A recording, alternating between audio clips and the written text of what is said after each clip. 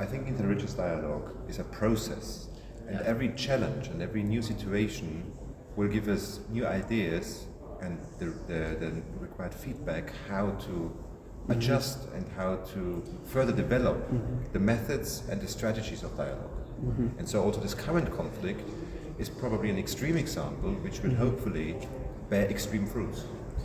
Yeah, we need to make first intra-religious dialogue, speak with our communities, and after go to dialogue, but with the idea that we don't go to speak about proselytism or theological issues or political issues.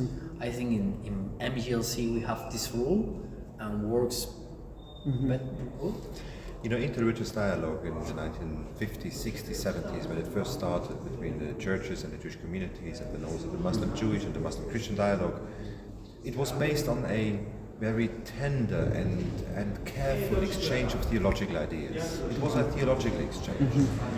But that's not interreligious dialogue. That's an icebreaker. Interreligious dialogue, as it developed until recently, was a form of cooperation, interreligious cooperation of representatives of the various communities facing the common challenges in civil society.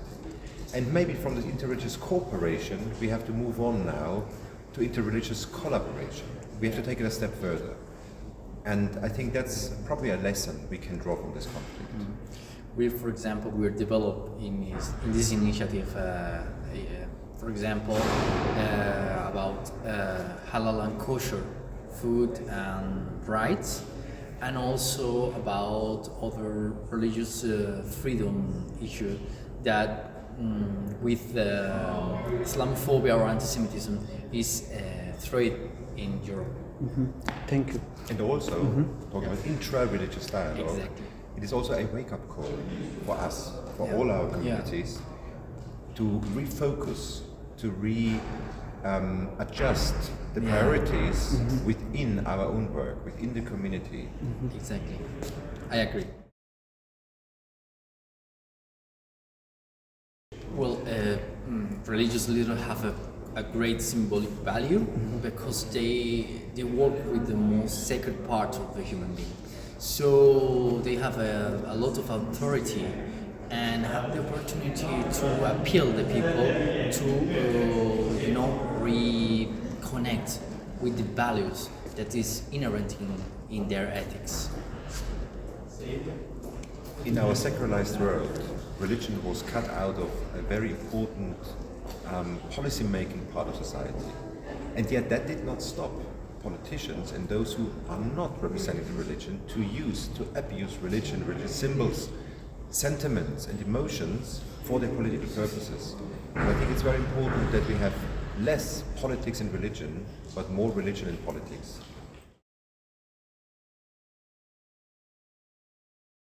I think it has been said many times before, and I quote my dear friend and teacher, Rabbi David Rosen, who said, religion is often perceived as part of the problem and it has to be part of the solution.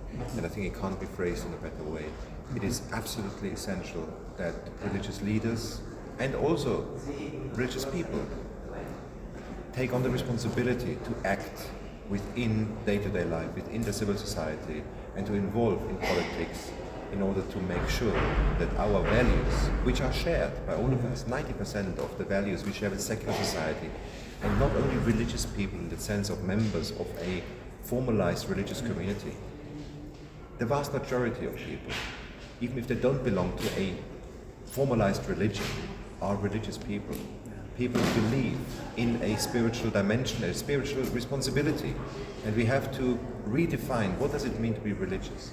You're not only a religious person if you belong to a church or a officially, legally recognized religious community. We are human beings and we all have a spiritual soul. And most people maybe in the Western world nowadays don't identify with some traditional forms of institutionalized religion. But we must not lose them within the religious context, and we also have to extend our inter-religious, inter-cultural dialogue to these people. Yes, we need to recover humanism, and humanism is a basis, is a base of common spiritual traditions. The human being in the center, the ethics, the value of a human being is basic to affront these problems that today happens in the world. In facing the Middle East conflicts, we need to rehumanize the other. We need to recognize and re-encounter together and start to dialogue in this way. This is the opportunity to change the situation. Thank you. And we have to learn. Sorry, I don't. No, please, no. we have to learn and draw the lessons from history that religions is not about competition. Yeah. And that's a very, very important lesson all of humanity has to learn finally, because we have common challenges. We have climate change, we have populism, we have nationalism, racism, all kind of problems, social inequality. These are the true enemies which we have to fight, not each other. Exactly. I agree totally with the rabbi. The biggest issue, I think, is to break down prejudice and wrong conceptions, which are usually the root of the problem for many conflicts, but that's the thing we have to tackle first, and that's usually the hardest. Once that's done, building of trust and also the elimination of phobias and fears from the other side can be managed. Yes, true. We need to break this prejudice and know each other and working together. And we start a little moment to think about. We discover that we have a lot in common and we can share a lot. For example, this morning we were talking about the problems in religious law that we have in common, and the things that we are close.